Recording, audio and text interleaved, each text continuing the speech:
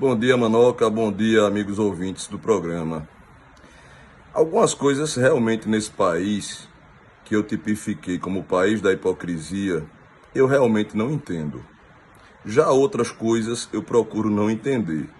Porque se você for ao fundo da questão, você acaba pensando de forma, vamos dizer assim, triste, toda e qualquer realidade que provenha deste país, do Brasil, principalmente quando esta realidade é confeccionada pelas instituições públicas, aquelas que deveriam, vamos dizer assim, lutar para que as coisas erradas não acontecessem. Hoje, as maiores injustiças, por exemplo, nós sabemos quem as praticam é o Poder Judiciário, não é? Agora estamos diante de uma celeuma, de um problema grave com relação ao ministro Marco Aurélio Melo. Este ministro que foi colocado no STF, não é, no Supremo Tribunal Federal, pelo seu primo, na época o presidente da República, ou ex-presidente da República, Fernando Collor de Mello, que todo mundo sabe quem é. E esta polêmica envolve um habeas corpus que foi concedido para a soltura, a liberdade de um grande traficante de drogas internacionalmente conhecido. O Marco Aurélio, sem ouvir ninguém, sem perguntar a opinião de ninguém, ele próprio soltou um traficante deste quilate que a sociedade inteira queria ver preso, e o Marco Aurélio foi e soltou sem consultar qualquer outra instituição. Ora, pessoal, eu sei, por conta do meu trabalho, que todas as vezes que impetramos um habeas corpus para que alguém ganhe a sua liberdade de forma temporária, por exemplo, o julgador, o magistrado, o ministro do STJ ou do STF, um desembargador de algum tribunal, seja federal ou seja estadual, este magistrado, ele sempre pede a opinião do Ministério Público. Na esfera estadual, de um promotor de justiça. Na esfera federal, de um procurador federal. Não toma uma decisão, principalmente quando o Ministério Público é parte. Não toma o magistrado qualquer decisão sem antes pedir o parecer do Ministério Público. O que o Ministério Público opina? O que ele acha? Deve soltar ou deve manter preventivamente preso o indivíduo? Neste caso que eu estou tratando aqui, o Marco Aurélio, simplesmente sem consultar ninguém, ele foi e soltou alguém que a polícia levou anos para prender e que agora não se sabe se será preso novamente, porque seguramente já deixou o país. E aí o Marco Aurélio vem e diz: eu estava cumprindo a lei. Mas desde quando a lei deve ser cumprida ao pé da letra, quando nós vemos a miúde constantemente que estes ministros que estão aí no STF, muitas vezes, ou na maioria das vezes, esquecem da lei e julgam por conta própria e da forma como bem eles entendem.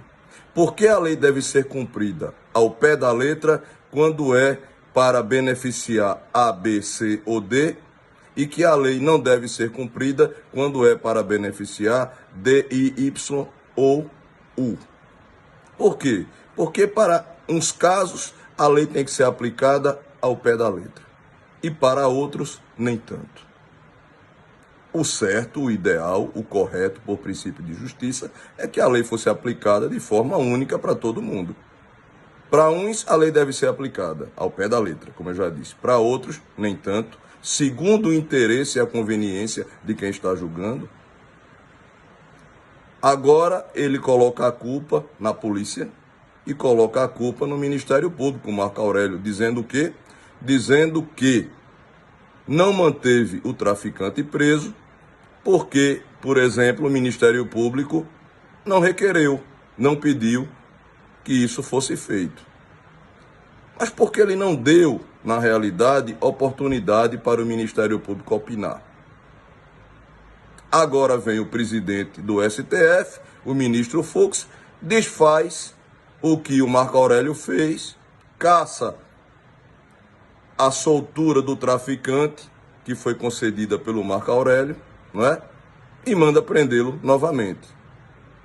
Agora que o leite foi derramado e que não tem mais como aparar, agora que o traficante está em lugar incerto e não sabido, porque até o endereço que ele deu para que fosse encontrado, caso a justiça buscasse ele novamente, é falso. O endereço não condiz com o endereço onde ele está, que é um endereço incerto e não sabido, ninguém sabe do seu paradeiro. E ele seria trouxa? Ele seria burro em ficar esperando ser preso novamente? Por ordem de outro magistrado? Claro que não. E daqui para frente, o que a gente vai ver é uma porção de empurra-empurra e de um jogando a culpa para os outros. O que, na realidade, o STF, não a instituição, mas as pessoas, ou alguma dessas pessoas que compõem esta corte, viraram sinônimo para a população brasileira de piada e de sinônimo de desonestidade, de ser vergonhense e de canalice. Uma corte que manda soltar de manhã e que manda à tarde prender aquele que já está solto e que está em lugar incerto e não sabido, não pode ser sinônimo de uma instituição que neste país deveria fomentar a justiça.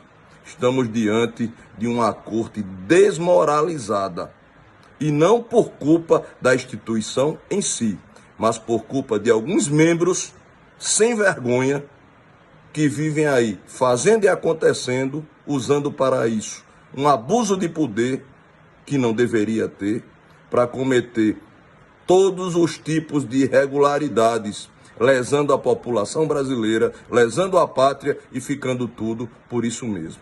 Afinal, são supremos e só quem pode castigá-los é Deus, porque entre eles a amizade, o coleguismo e o fechar dos olhos impera, para que ninguém ou alguns deles sejam punidos por seus crimes.